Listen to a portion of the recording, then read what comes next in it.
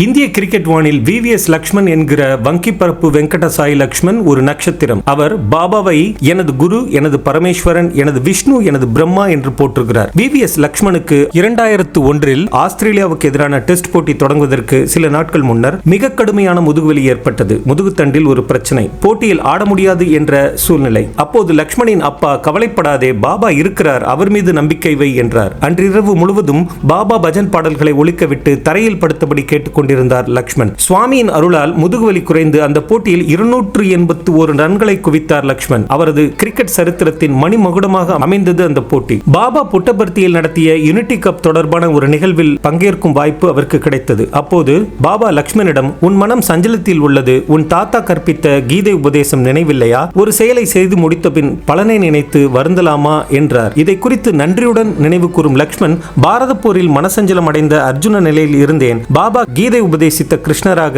எனக்கு செய்த உபதேசத்திற்கு பிறகு மனசஞ்சலம் நீங்கி தெளிவடைந்தேன் என்கிறார்.